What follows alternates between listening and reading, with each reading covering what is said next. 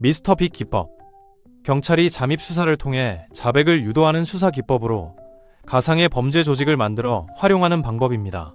경찰은 우연한 만남을 가장하여 용의자와 친분을 쌓고 이후 그를 가벼운 마약 운반 같은 범죄 활동에 참여시키며 높은 보수를 지급하게 됩니다. 점점 더 중요한 임무를 맡게 되면서 용의자는 조직 내에서 입지를 다지게 되고 마침내 조직의 우두머리인 미스터 빅을 만나게 됩니다.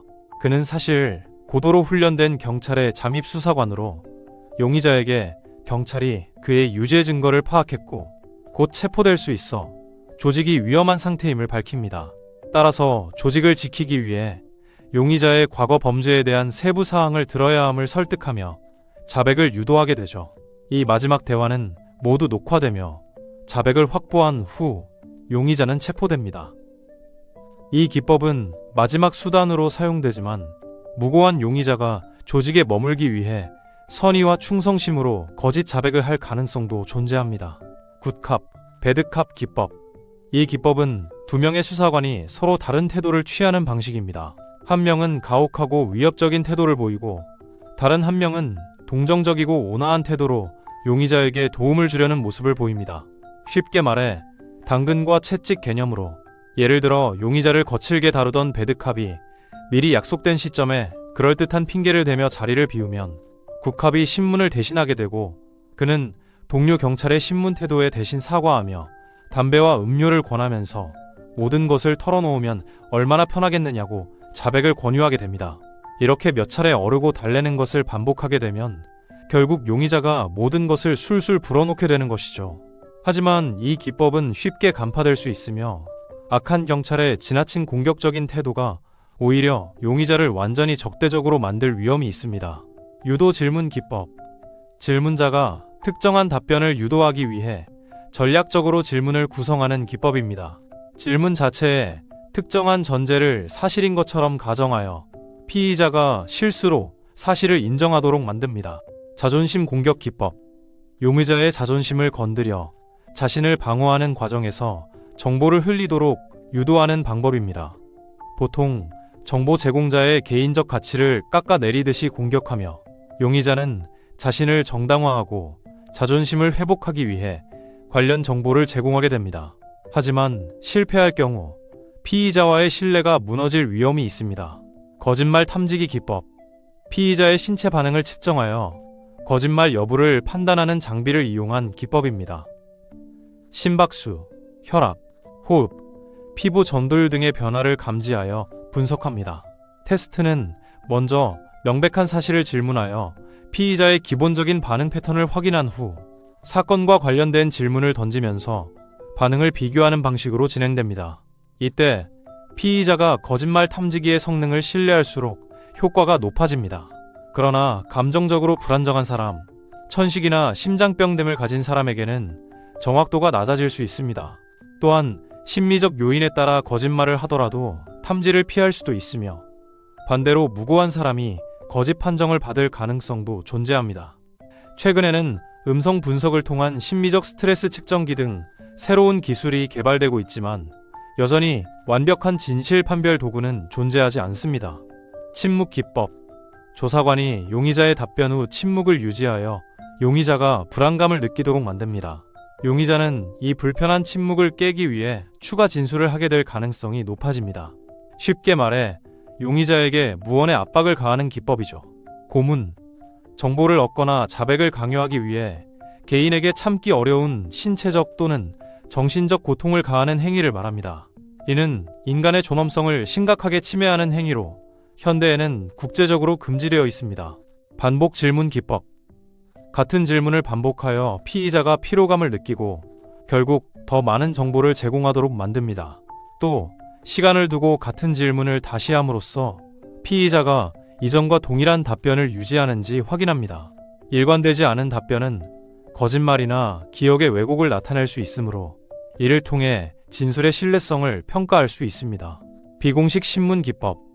경찰은 용의자를 체포하지 않고 일상적인 대화를 나누면서 신문을 진행하기도 합니다. 이 과정에서 미란다 원칙을 고지하지 않아도 되어 용의자가 자신도 모르게 중요한 정보를 제공하게 됩니다.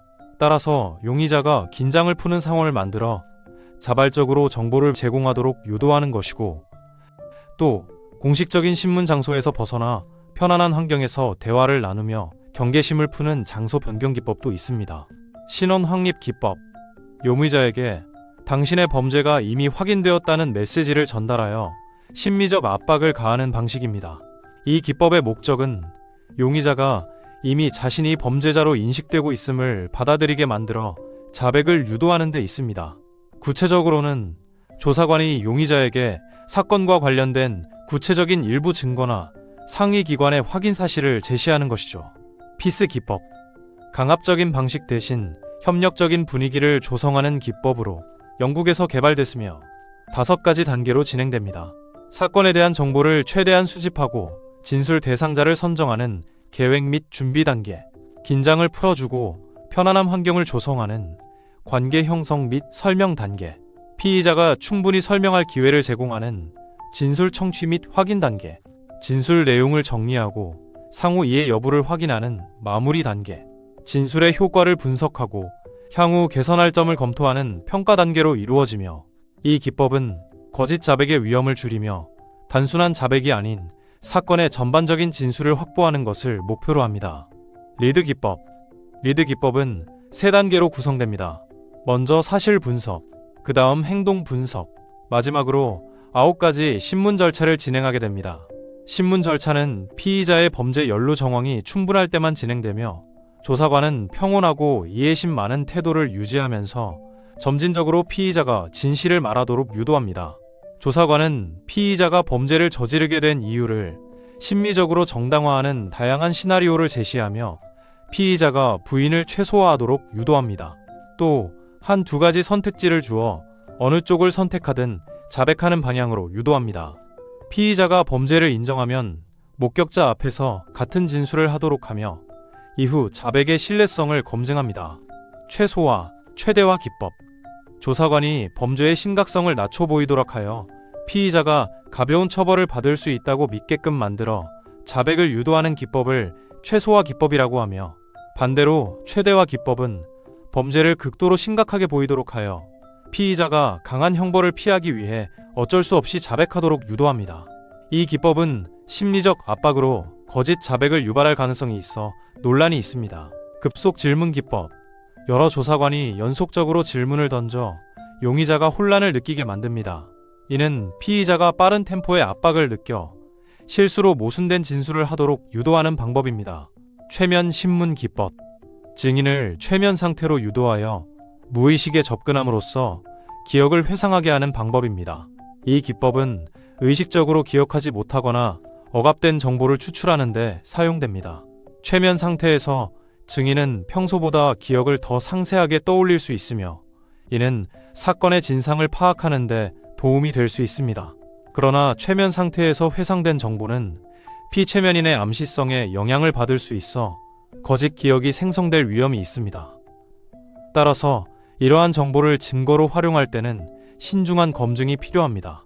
또한 최면 신문은 피의자나 용의자에게는 사용이 불가능하며 목격자 등 증인의 협조로만 사용될 수 있다는 한계가 있습니다.